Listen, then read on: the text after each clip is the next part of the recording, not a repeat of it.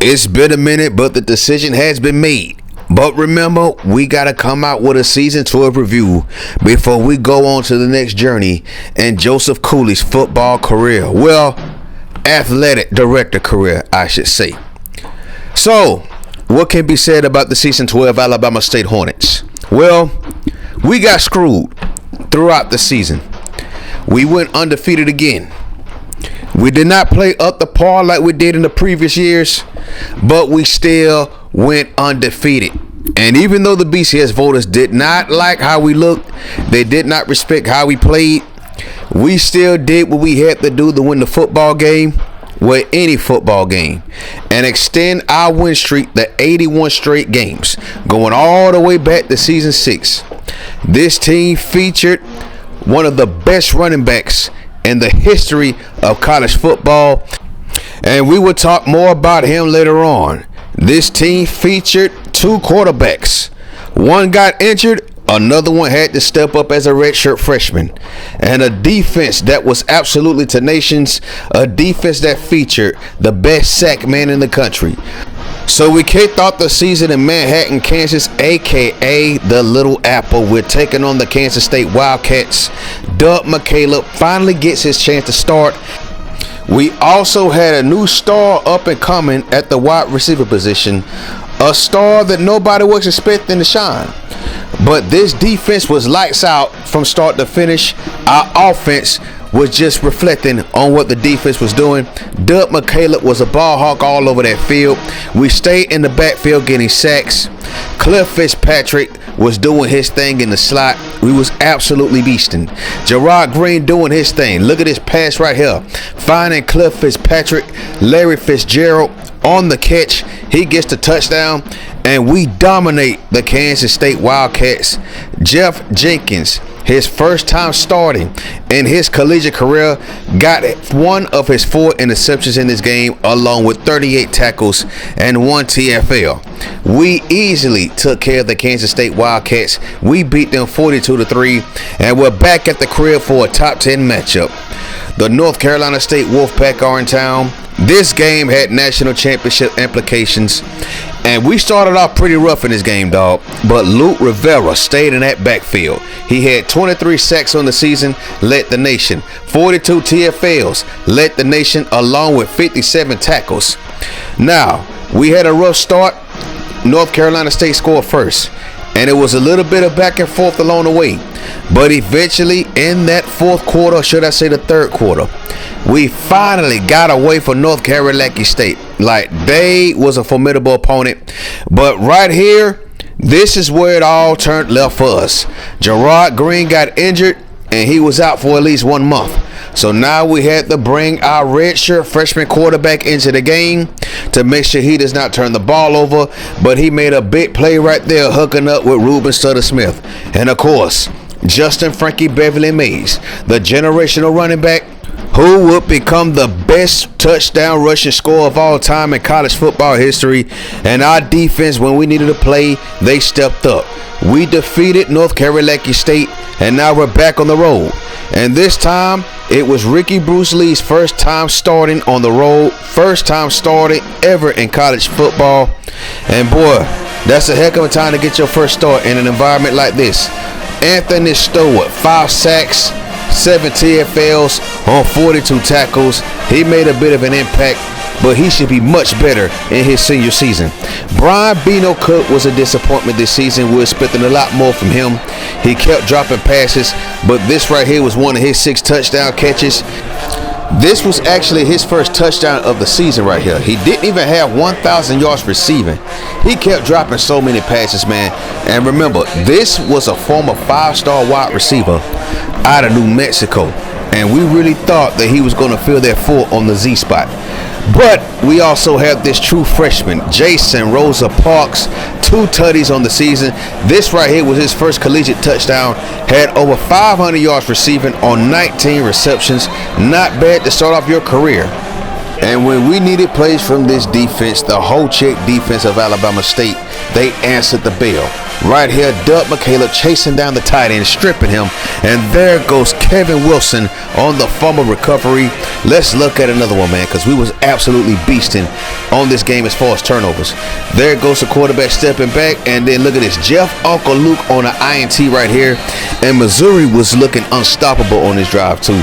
It looked like we had no chance of stopping them, but thank goodness for Jeff Uncle Luke intercepting that pass. And of course, Justin Frankie Beverly Mays showing you why he's the #1 running back in the country. So we beat Missouri, and we're starting SWAC play. We're playing Prairie View A&M.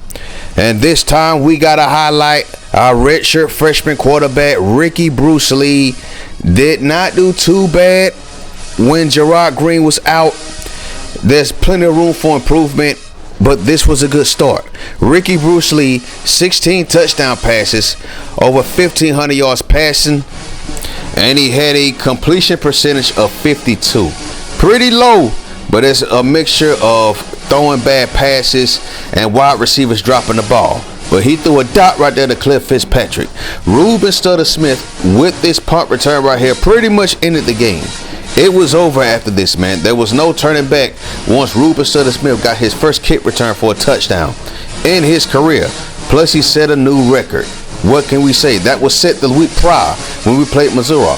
Cliff Fitzpatrick, though, had the best game of his life. 47 receptions on the season, over 1,200 yards receiver, along with 12 tutties. He was an absolute beast in this game against Prairie View. We took care of the Panthers. And then we're back on the road for a little SWAC MEAT challenge. And we're playing the Hampton Pirates. And in this game, Justin Frankie Beverly Mays will rock the #1 jersey for the first time due to subscriber requests. And boy, did he look good too. Now in this game, we struggled too. Hampton would score first on a punt return. And then we would turn it up a little bit with Brian Bino Cook on a touchdown catch. This was an excellent pass by Ricky Bruce Lee, one of his best passes of the season. Brian Bino Cook being 2 defenders. And then Cliff Fitzpatrick doing Cliff Fitzpatrick things, man. Cliff Fitzgerald. He was an absolute monster. And remember, Cliff Fitzpatrick only had 84 speed as a wide receiver. His tendency is possession, though. And as a possession receiver, their speed ratings tend to be very low. But nevertheless, Ricky Bruce Lee was out here throwing absolute dots. Took us a while to get away from Hampton, but when we did, we looked good doing it, man. Look at Justin Frankie Beverly Mays taking off on the run right there.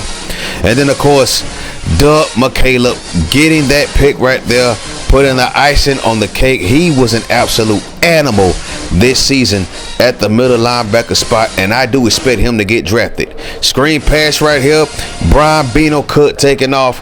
And again, our offense, once they got going, they were going to be hard to stop. We defeated Hampton 42-21. We're finally back at the crib. This time it's the #1 team in the country taking on the FAMU Rattlers. Justin Frankie Beverly Mays had one of the best games of his career, and he kicked it off with this long run down the left sideline for a touchdown. And let's get back to Doug McCaleb. Look at these stats: 48 tackles, 10 TFLs, 1 sack, 10 INTs. He led the team. 3 forced fumbles, 3 fumble recoveries, 1 scoop and score. What a stat line that is. It's a shame that he was not mentioned for the Dick Buckers Award. And there he goes right there, stripping the ball away. One thing about Doug McCaleb, he is a ball hawk as a linebacker, man. There go Josh Avery on that recovery. Now, he's not pictured on this highlight right here, but Steve Harvey Lowe had a pretty good season too. 42 tackles, 12 for loss, 5 sacks. I'm trying to get more sacks from our defensive linemen, especially from the defensive end spot. Maybe Joseph Cooler can do that at his next stop. So now play fake right here. So we still got Ricky Bruce Lee in the game. We're still waiting on Jarrett Green to come back. But Ricky Bruce Lee was holding down the fort. Now, we did turn the ball over a couple of times in this game, but we did enough to get the win. We will beat FAMU 35-19. And then we're back on the road in Daytona Beach to take on the Bethune-Cookman Wildcats. And what turned out to be our wildest game of the season. Both offenses were clicking. Defenses, not so much. But we did get the starts that we needed. And Ricky Bruce Lee did not have a bad game at all. Justin Frankie Beverly Mays once again showing you the combination of speed, power, and strength on this run, breaking tackles, taking off on the right sideline, getting that thing into the end zone. Wesley Pipes Dunbar had 2 rushing touchdowns this season. Here goes one of them. I won't be surprised though if he transfers. He didn't get a lot of action this season. 63-49 win for us at Bethune-Cookman. We're back on the road. We'll take that back. We're at home. We're taking on Mississippi Valley State. They were struggling this season. Jeff Uncle Luke, I believe, is going to be going to the NFL draft soon. 40 tackles, 3 for loss, 4 INTs, 8 pass deflections. He had an outstanding season. Justin Frankie Beverly Mays, though, was on another level. 47 touchdown runs, 2,557 yards rushing. He broke 80 tackles this season and then had 3 punt returns for touchdowns. And, of course, he won the Maxwell Award, the Heisman Trophy, and the Doak Walker Award. And now he has a career high of 110 career touchdown runs. Best in college football history. We destroyed Mississippi Valley State. We're back at home. We're taking on the Southern Jaguars, another SWAT team that was struggling. We're sitting on 8-0. And right here was the start of the downfall for us as far as the BCS voters. Now, Ruben Stutter Smith had a slow start to the season, and then he kicked it up. 1,500 yards receiving, 20 touchdowns, 1 kick return for a touchdown. He almost broke Ryan Thompson's touchdown reception record in a single season. Gerard Green finally came back. Well, he finally came back as our starter. 2,521 passing yards, 24 touchdown passes, a completion percentage of 58%. Think it would have been a lot better had he played those month worth of games, but that's cool. Our defense was on another level once again. The whole check defense. Look at Jeff Uncle Luke picking his pass off and taking that thing back to the crib after outrunning that running back. He's going to be in the league soon, man. Please watch out for that when we release the next video of the NFL draft. And of course, Luke Rivera, who I also expect to get drafted. We beat Southern 51-7. So we're back at the crib. We're taking on Jackson State, and this was Joseph Cooley's last home game as head football coach of the Alabama State Hornets. Jackson State only had 1 win this season. We would not underestimate them though, for we had to do what we had to do, because at this rate the BCS voters were straight screwing us. Justin Frankie Beverly Mays took this thing up the left sideline and didn't look back. DJ Andriano had a great play in this game. 40 tackles on the season, 7 tackles for loss, 3 forced fumbles, and a sack. And one of those forced fumbles was that right there, recovered by Doug McCaleb for that scoop and score. He got baptized with the holy water by DJ Andriano, and Doug McCaleb took that thing back. And then here goes another great defensive play right here by Jeff Uncle Luke. One of his 4 INTs on the season. I can't wait to see where he goes in Madden, dog. I really can't wait. So then we got Gerard Green going downfield. Look at the spin move right there by Brian Bino Cook. That's the potential he has. Hopefully he will come back, I believe, for his senior season and have a better year. And then, of course, Tony Newsome got his first career INT, and I believe he is a true freshman. Look at the score right there, though, man. My goodness. And how can we forget about Stone Cold Steve Austin Mason taking that thing from the 1-yard line to the end zone as time expired in the ball game. 4 rushing touchdowns on the season for Stone Cold Steve Austin Mason. I expect him to be the next guy up. 500 rushing yards. He took a step back this season, but we did get that win. Now we're on the road to end the regular season, taking on another SWAC team that is struggling, and that is the Grambling State Tigers. Justin Frankie Beverly Mays set the tone, taking this thing back for a touchdown up the left sideline on a punt return. Everybody had a great game versus Grambling State. One of those cats was Keith Sweat, Tito Jackson, coming off the side right there for a sack. He had 35 tackles. He had 6 sacks. He had 3 INTs and 11 pass deflections. And he also had a pick 6 in his game. Picking that thing up right there, taking it back. Grambling State did not stand a chance against us. You see the score right before the half, 42-3 lead. We were absolutely amazing in this game. Everybody had a career day, it seems like. Steve Sergeant Slaughter had his first career interception in this game, off a deflection, but nevertheless, it's his first pick, something he will remember for a long time. I'm pretty sure he's going to tell his grandkids about his pick. My goodness, man, what can I say about this team? We destroyed Grambling State, and then we would do the same thing to Arkansas Pine Bluff. Pine Bluff needed one more win to be bowl eligible. We needed to keep winning to keep our BCS hopes alive. Gerard Green down the middle right here, the Jason Rosa Parks. Whoever the next head coach is for Alabama State, he's gonna be a great asset to him. Justin Frankie Beverly Mays does what he does best, and that's score touchdowns and make people miss. And of course, Cliff Fitzpatrick had a great game as well. Keith Sweat Wilson though, with a pick right here, 3 INTs on the season, 22 tackles along with 8 pass deflections. And then Cliff Fitzpatrick, he's a 50-50 ball specialist, man. When that ball's in the air, please believe he's gonna get it. We took care of Pine Bluff. We beat them 70-14, and now it's on to ASU Midwest, Detroit, Michigan. We're taking on the Texas Southern Tigers for the SWAC championship. Now, Josh Avery led the team in pass deflections. This was his only interception on the season. He had 30 tackles, but when he needed to make plays, he may not have picked them off, but he knew how to get his hands on them somehow, some way. Luke Rivera on the sack right here. It's amazing that we had so many great players on defense that were not considered for awards. Doug McCaleb, Luke Rivera, hell, even Jeff Uncle Luke. But let's get back to this game right here. Another pick right here, and then you got Kevin Wilson taking this thing back to the crib for a tutty, man. Another pick 6 on the season for the Ho-Check defense. We were all over Texas Southern. Now, it took us a while to get away from Texas Southern, but once we figured them out, it was all easy street. It was a walk in the park. This run right here, though, by Justin Frankie Beverly Mays, the other one was amazing, too. I believe this was the game that solidified him winning that Heisman Trophy. And then, of course, this pass right here by Gerard Green under pressure.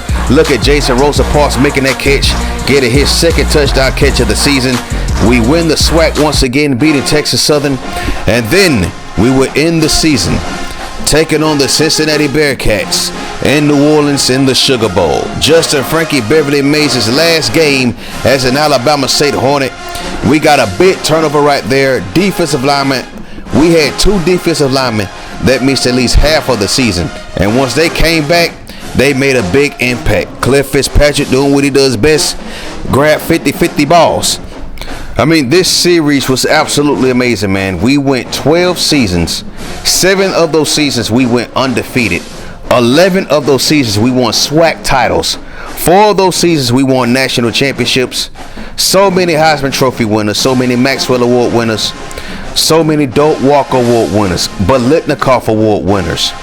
Even on the offensive line, we had plenty of offensive linemen that won Best Offensive Lineman of the Year. On the defensive side, we dominated at the linebacker spot.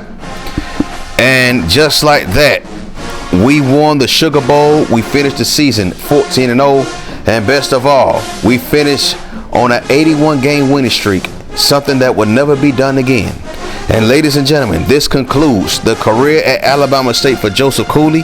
Join us next time. We're going to show y'all where Joseph Cooley took the athletic director job spot at. Thank you for watching. Peace. Oh, and also, we're going to start a whole new playlist. Yeah.